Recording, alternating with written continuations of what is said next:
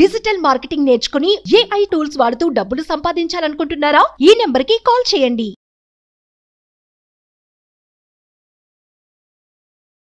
నమస్కారం శ్రీ ఆచార్య అనంతకృష్ణ స్వామి గారు. నమస్కారం అండి. చాలామందికి క్లాసెస్కి సంబంధించిన డీటెయిల్స్ కావాలని అనుకుంటూ ఉన్నారు. సో మనం వీడియో స్టార్ట్ చేసే ముందు క్లాసెస్ ఎప్పుడెప్పుడు ఎక్కడెక్కడ ఏ విధంగా ఉండే అవకాశం ఉంది, చాలామంది ఇన్ఫర్మేషన్ కావాలనుకుంటున్నారు.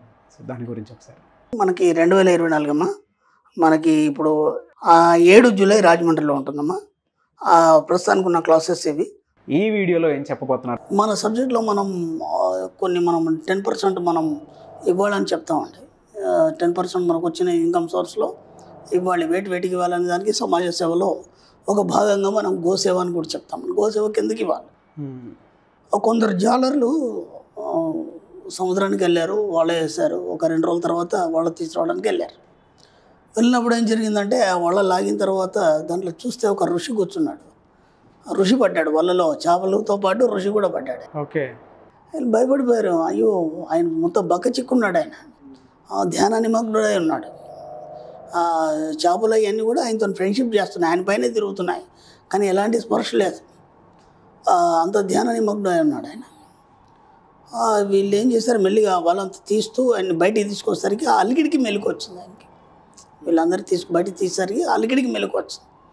మెలకు వచ్చి ఆయన అన్నాడు కదా, నేను ఎక్కడున్నాను అసలు, కృష్ణుడేడి, అర్జునుడేడి అని అడుగుతున్నాడు ఆయన. అడుగుతూ వీళ్ళు అన్నారు, అయ్యా కృష్ణుడు ఏంటి, అర్జునుడు ఏంటంటే అది ద్వాపరయుగం కాదా అన్నాడు ఆయన. అంటే ఆయన ఎప్పుడు కూర్చున్నాడు? ద్వాపరయుగంలో తపస్సులో కూర్చున్నాడు. అర్థమైందా? అర్థమైంది. అలా నీళ్ళలో అక్కడికి వచ్చాడు. అనుకోకుండా వీళ్ళు వల వేస్తే ఆ వలతో బయటకు వచ్చాడు ఆయన. అప్పుడు ఎమ్మడే వీళ్ళు నమస్కారం చేసి, అయ్యా మీరు ఎవరు అంటే, నా పేరు చవణ మహర్షి. ఆయన పేరు చవణ మహర్షి. ఆయన అన్నాడు కదా, నేను ఇప్పుడు ప్రస్తుతానికి కలియుగంలో ఉన్నానా? ఓహో, మీరు కలియుగం వాసులా? అవునండి. సరే, ఇప్పుడు మిమ్మల్ని మేమేం చేసుకోవాలి? ఎంత గొప్ప ఋషి కదా, మేమేం చేస్తాం మిమ్మల్ని నమస్కారం పెట్టుకోవడం తప్ప, కాబట్టి రాజుగారి దగ్గర తీసుకెళ్తాం ఓకే అని చెప్పేసి ఆయన మంచి పల్లకిలో తీసుకొని రాజుగారి దగ్గర తీసుకెళ్ళారు.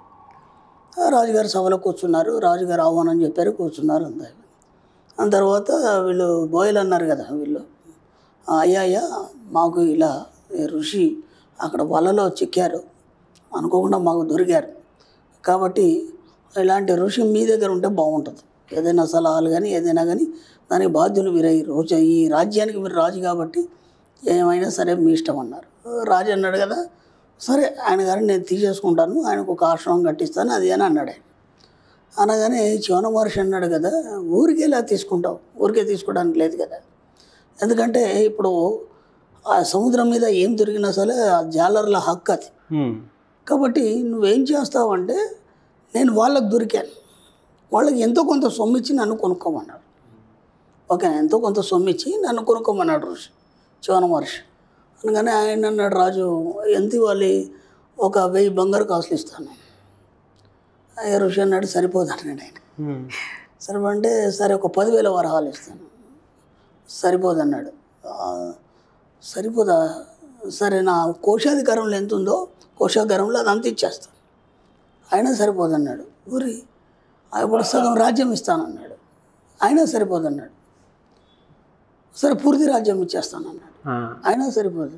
అంత వాల్యూ. ఎస్, చవన మహర్షి అంటే ఏమనుకుంటున్నావు అసలు, మొత్తం రాజ్యం ఇచ్చేస్తాను, ఇప్పుడు నేనే వచ్చేస్తానన్నాడు. అయినా సరిపోదన్నాడు. మహాప్రభు అని కాళ్ళ మీద పడ్డాడు ఆయన. పడి ఇక మీరే కాపాడాలి, ఇంతకంటే నా దగ్గర ఏం లేదు, అన్నీ అయిపోయినాయి కదా ఇవ్వడానికి, మిమ్మల్ని ఎలా వాళ్ళ నుంచి నేను తీసుకోవాలి అంటే, అప్పుడు ఆయన అన్నాడు కదా, ఒక ఆవును దానం ఇవ్వండి వాళ్ళకి, ఆవుని ఇచ్చేసి దాని బదులుగా నన్ను తీసుకోండి. ఆశ్చర్యపోయాడు ఆయన. అంటే ఇన్ని ఇచ్చినా సరిపోయింది, ఒక ఆవుతో సరిపోగొట్టాడు ఆయన. ఇది ఎలా సాధ్యం అవుతుంది అని అంటే, విచిత్రం ఏంటంటే ఆవు ఎంత మహోత్కృష్టమైంది, మహిమాన్వితమైందంటే, ఎన్నో యోనుల జన్మల తర్వాత చివరిగా ఆవు జన్మ తీసుకుంటాం. ఆవు జన్మ తర్వాత మానుష జన్మకు మారుతాడు. అర్థమైంది?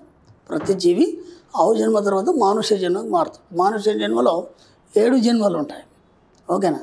కాబట్టి మనం ఏం చేస్తామంటే, అంత గొప్ప జన్మ నుంచి మనం మానుష జన్మకు మారినాం కాబట్టి దానికి కృతజ్ఞతగా మనం గోసేవకి మనం అమౌంట్ పంపించడం కానీ సేవ చేయడం కానీ దాని ప్రకారం మనం చేయగలుగుతాం అనమాట. అందుకోసం దానికి కృతజ్ఞతగా. ఓకే. ఇంకోటి ఏంటి, మనం తల్లిదండ్రులకు కూడా డబ్బులు ఇవ్వాలని చెప్పాం. ఎందుకు ఇవ్వాలి? ఇంత గొప్ప జన్మనిచ్చారు. ఇప్పుడు నువ్వు ఎంత గొప్ప జన్మ, ఆవు అంత మహిమాన్వితం అయిందన్నప్పుడు, అంత పరమోత్కృష్టమైందన్నప్పుడు దాని తర్వాత వచ్చిన జన్మ అనేది మానవ జన్మ. కాబట్టి నువ్వు ఎంత గొప్పవాడివి, కాబట్టి నిన్ను కన్న తల్లిదండ్రులు ఇంకెంత గొప్పవాళ్ళు. అవును. కాబట్టి మన సబ్జెక్ట్లో వచ్చిన డబ్బుల్లో 10% తీసి తల్లిదండ్రికి ఇవ్వాలి, గోసేవకి ఇవ్వాలి, సమాజానికి ఇవ్వాలి. అది ఒక లెక్క ఉంది మనకి సిస్టమేటిక్. అందుకోసం ఇవ్వాలి. చాలామంది ఏమనుకుంటారంటే గోసేవకి ఎందుకు ఇవ్వాలి, ఇంకా వేరే బౌలెడు ఉన్నాయి కదా, కొన్ని క్వశ్చన్లు వస్తాయి మనకి అన్నప్పుడు దీనికి సమాధానం ఇది. ఆవు జన్మ తర్వాత మానుష్య జన్మ తీసుకుంటారు మనం. అందుకని చెప్పేసి ఇంత గొప్ప జన్మనిచ్చినందుకు కృతజ్ఞతగా మనం ఆవుకి ఇస్తాం. ఆవులో చాలా లక్షణాలు ఉన్నాయి. మీకు పంచగవ్యాలు కూడా మనకి ఎన్నో రకాలుగా ఆయుర్వేదంలో కానీ వాటిల్లో వీటిల్లో పనికిస్తాయి. అవన్నీ మళ్ళీ వేరు ఆ సబ్జెక్ట్ అంతా. ఇప్పుడు అన్నిటికంటే ప్రత్యేకమైనటువంటి కొన్ని లక్షణాలు ఆవుకి చాలా ఉన్నాయి. ఇప్పుడు వేరే జంతువుల దగ్గర పోతే స్మెల్ వస్తుంది మనకి. ఆవు చర్మం మీద ఇలా అని మనం స్మెల్ చూడండి, మంచి సువాసన వస్తుంది. అది ఎక్కడన్నా ఉండని అలా చాలా లక్షణాలు ఉన్నాయి. ఇక ఇంతకంటే దీని గురించి నేను చెప్పదలుచుకోలేదు. చాలామంది కొద్దిగా అనుమానాలు ఉన్నాయి. కొందరు నాకు క్వశ్చన్ వేశారు కాబట్టి ఒకసారి టీవీ సముఖంగా చెప్పేస్తే క్లియర్ అయిపోతుందని చెప్పాను. అటువంటి వాటి ముందు కృతజ్ఞతా భావంతో ఉండాలి. మనకి ఇంత గొప్ప జన్మ ఇచ్చింది కాబట్టి, మనకంటే ముందు జన్మ కదా అది. కాబట్టి అది అంత గొప్పది, అంత పవిత్రమైంది, అంత పరమోత్కృష్టమైన జీవితం జన్మ అన్నప్పుడు దానికంటే గొప్పది మానవ జన్మ. ఇంత గొప్ప మానవ జన్మను దాని ద్వారా మనం పొందాం మన తల్లిదండ్రుల ద్వారా. కాబట్టి ఇంత గొప్ప జన్మకి మనం అనవసరంగా ఆర్థిక ఇబ్బందులతోని వీటితోని మనం సమాప్తం చేసుకోవడం కానీ లేదంటే బాధపడడం కానీ ఇవన్నీ మనకు అవసరం లేదు. కాబట్టి మనం ఇక్కడ జన్మ తీసుకోవడమే, కారణ జన్మలో జన్మ తీసుకున్నాం. కాబట్టి దీన్ని ఎంత ఉన్నతంగా తీసుకెళ్ళాలి, ఎంత గొప్ప మన జీవితాన్ని మనం ఐశ్వర్యవంతంగా ముందుకు తీసుకెళ్ళాలని ఆలోచించాలి తప్ప ఎప్పుడు కూడా డబ్బు లేదు, నేను ఎలా బతుకుతాను ఇట్లాంటి ఆలోచనలతో పక్కన పెట్టేస్తాను. ఎందుకంటే మిమ్మల్ని గొప్ప మహిమాన్వితమైన జన్మ మీది, మానవ జన్మ. అది మనం దృష్టిలో పెట్టుకోండి. చాలా పాజిటివ్ వర్డ్ సార్. వాస్తవం అంటే వాస్తవం. అవును, కృతజ్ఞత భావం అనేది ఖచ్చితంగా ఉండాలి. ఇంత గొప్ప జన్మ నీకు లేదు, ఇంకా మానవ జన్మని మించింది ఇంకోటి లేదు. అది మానవ జన్మని మించింది ఈ సృష్టిలో ఇంకోటి లేదు. కాబట్టి చాలా గొప్ప జన్మ. దీన్ని అనవసరంగా మీరు ఆర్థిక ఇబ్బందులతో పాటు చేసుకోవడం కానీ లేకపోతే ఆర్థిక ఇబ్బందులతో కొట్టుమిట్టాడడం కానీ ఎవరి దగ్గర చేజాపే అవసరం కానీ మనకు లేదు. మానసిక ప్రశాంతత కోల్పోవడం, మానసిక ప్రశాంతత కోల్పోవడం. ఎందుకంటే మీకు అన్ని సంపూర్ణంగా ఇక్కడ ఇవ్వబడ్డాయి. మీకు ఎలా ఇవ్వబడ్డాయి, ఎలా సృష్టించబడ్డాయి వాటిని మీరు చూడలేకపోతున్నారు కాబట్టి ఇన్ని ఇబ్బందులు ఎదురవుతున్నాయి మీకు. అంతే. ఒకవేళ కనుక చూస్తే ఇబ్బంది ఏం లేదు, మీకు అన్ని సెట్ అయిపోతాయి. డెఫినెట్గా. Thank you so much Shri Acharya Anantakrishna Swami గారు. రైట్. సుమన్ టీవీలో మీ పర్సనల్ అండ్ బిజినెస్ ప్రమోషన్స్ కోసం కింది నెంబర్కి కాంటాక్ట్ చేయండి.